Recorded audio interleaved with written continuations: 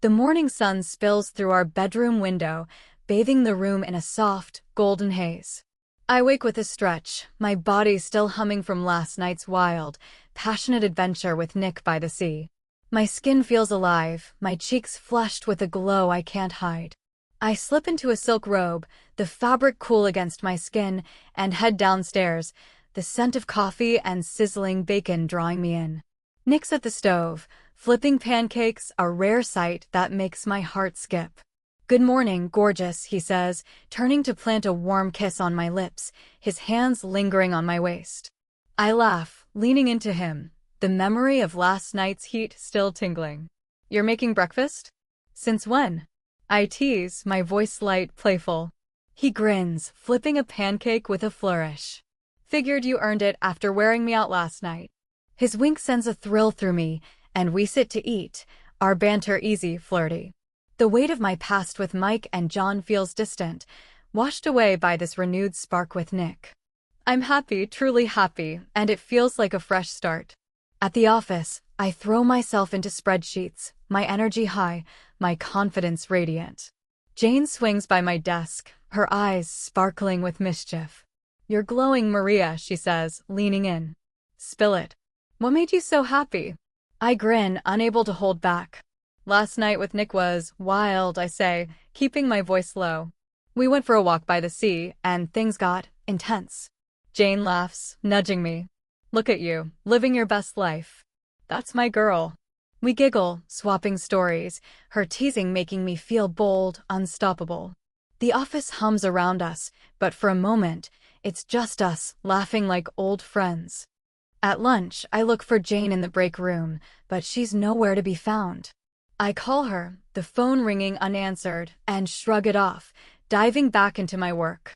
The clatter of keyboards and the faint smell of coffee grounds keep me focused, but a niggling curiosity lingers. Where's she gone? I push it aside, my mind buzzing with tasks, still riding the high from my morning with Nick.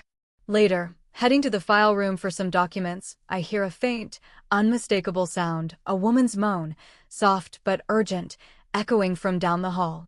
My heart quickens, curiosity pulling me toward the source. The sound grows louder as I near the storage room, a dusty, rarely used space tucked away in the office's quiet corner. I pause at the door, the air thick with anticipation, my pulse racing with a mix of intrigue and nerves. I nudge the door open just a crack, and my breath catches. In the dim light, I see Jane, her hair disheveled, pressed against a stack of boxes. Anthony, our 50-year-old boss, towers over her, his hands gripping her with a commanding intensity. Their intimacy is raw, heated, Jane's soft gasps filling the air as she leans into him, lost in the moment. I'm frozen, my eyes wide. Jane, bold and 26, with Anthony? The shock hits me, but so does a flicker of fascination at the sheer passion unfolding before me.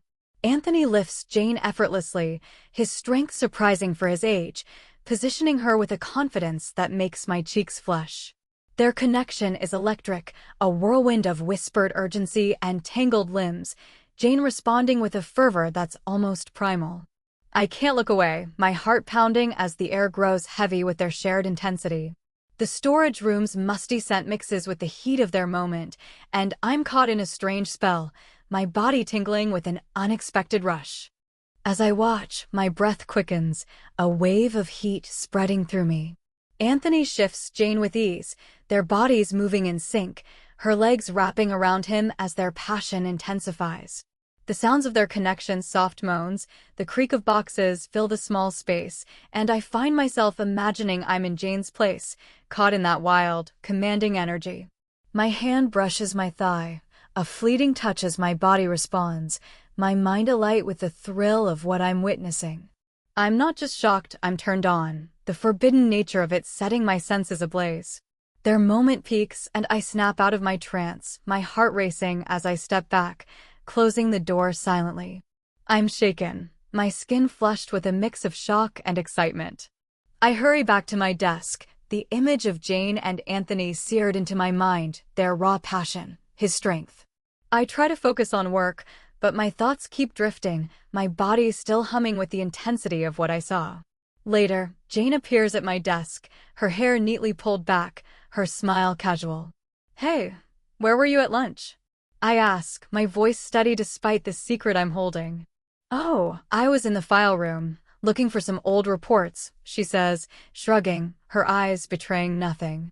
I nod, keeping my expression neutral, but my mind races. She's lying, and I know it, but I don't call her out. The air between us feels charged, like we're both holding unspoken truths. Driving home, the sunset paints the sky in fiery hues, mirroring the heat still lingering in my body. My mind replays the storage room, Anthony's commanding grip, Jane's uninhibited response.